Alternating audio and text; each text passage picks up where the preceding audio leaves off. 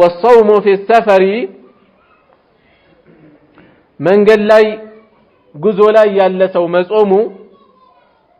እንደዚሁ من السنة ከሱና ነው من شاء صام የፈለገ ይጾማል ومن شاء የፈለገ ደግሞ أفطر ያፈጥራል ومن شاء የፈለገ ደግሞ أفطر ያፈጥራል መንገደኛ የሆነ አካል መንገዱ የሚከብደውም ይሁን ስጋት እንግልት የሌለውም ይሁን ፍላጎቱ ከሆነ ማፍጠር ይችላል በላጩ የትኛው ነው ከተባለ በላጩ ያለበትን ሁኔታ መመልከት ነው ጾሙ ከበድ ብሎታል ማፍጠሩ የተሻለ ነው ምንም አይነት የፈጠረበት ልዩነት የለም መጾሙ የተሻለ ነው وان تصوموا خير لكم የተሻለ ነው መጾሙ የሚጎዳው ደረጃ ደርሷል ማፍጠሩ ግዴታ ይሆናል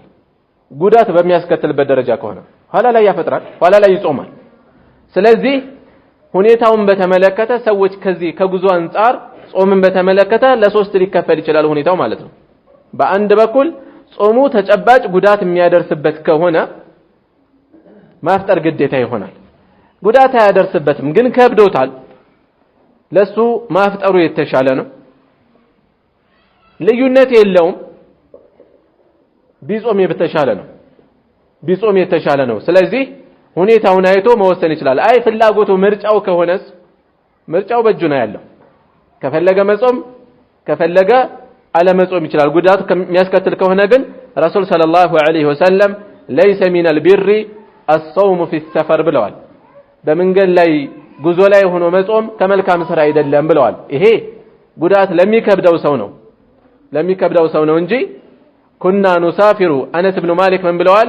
እንጓዝ ነበር مع النبي صلى الله عليه وسلم ከነብያችን ጋር فلم يعب الصائم على المفطر የጾመው ያፈጠረውን አያነውርም ነበር ولا المفطر على الصائم ያፈጠረውም የጾመውን አይነካም ነበር ብለዋል አንዱ ሌላውን የሚያንቋሽሽበት የሚነቅፍበት ሁኔታ አልነበረም ብለዋል ጉዳዩ ሰውየው የራሱ ምርጫ ይሆናል ማለት ነው የተወሰነ የሚከብደው ሁኔታ ካለ ግን አላህ አግርቶለታል ያን መጠቀሙ የበለጠ ነው عليكم برخصة الله ይላሉ ነብይ ሰለላሁ ዐለይሂ ወሰለም የአላህን ማግራራት አማራጭ መስጠት አጥብቃችሁ ያዙ ታዳራቸውን ተጠቀሙበት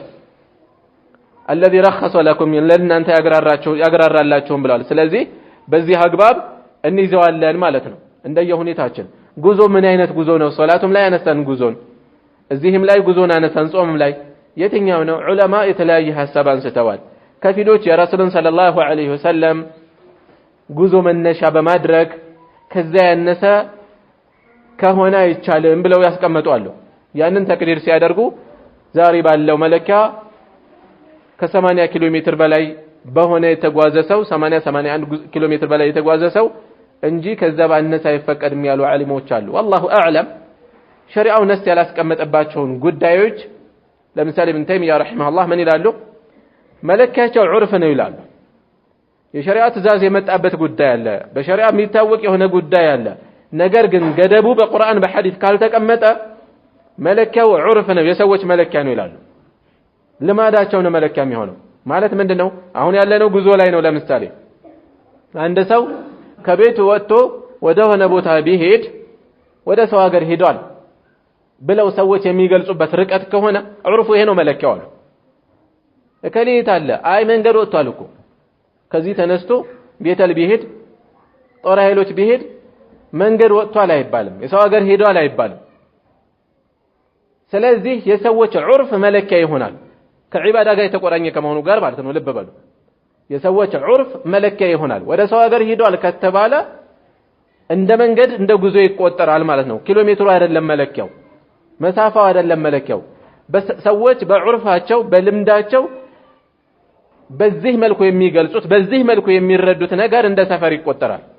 አንዳንዴ ከተማው በጣም ሰፍቶ በጣም ከመስፋቱ የተነሳ ለምሳሌ እንደ ካይሮ ያለን ከተማ ብንወስድ ከተማው በጣም ሰፊ ነው ከአንድ ጫፍ ሌላ ጫፍ ብዙ ኪሎ ሜትር ይወስዳል ሌላ ቦታ እንደ ሙሳፊር የሚያስቆጥር ነገር ያ ቦታ ላይ ግን ሙሳፊር አያስብለው መለኪያችን የፖለቲካ አስተዳደር አይደለም ከዚህ ተነስቶ ለምሳሌ ለገጣፎ ስለሄደ ጉዞ ነው አይባልም። መሃል ላይ አዲስ አበባ አለ ከዛና ጫፍና ጫፍ ያለ ኦሮሚያ ነው ብለን አይደለም የምንለካው። አስተዳደር አይደለም መለኪያችን፣ ዑርፍ ነው መለኪያችን። ሰዎች በልምዳቸው ከዚህ ተነስቶ የሆነ ሀገር ሄደ፣ የሰው ሀገር ሄዶ አልተባለ፣ መንገድ ወጥቶ አልተባለ፣ ሙሳፊር ነው ያሰው። ሶላት ያሳጥራል፣ ጾም እንደዚሁ ማፍጠር ይችላል ማለት ነው። ምርጫው በስ ነው። በዚህ መልኩ መጓዝ ይቻላል። ወላ በእሳ ሌሎችም ዑርፍ ስንል ሌሎችንም ርዕሶች ያንኳኳል። ሌሎችም ጉዳዮች ላይ ይመጣል። እንደዚሁ ሌሎችም ጉዳዮች ላይ ይመጣል። ዑርፍ ሸሪዓው በግልጽ መለኪያ ያላስቀመጠላቸው የሆኑ ነገሮች በዑርፍ ይለካሉ። ሰዎች ልማዳቸው ታሳቢ ይደረጋል። ከሸሪዓ ጋር እስካልተጋጨ ድረስ ዋጋ ይሰጠዋል ማለት ነው።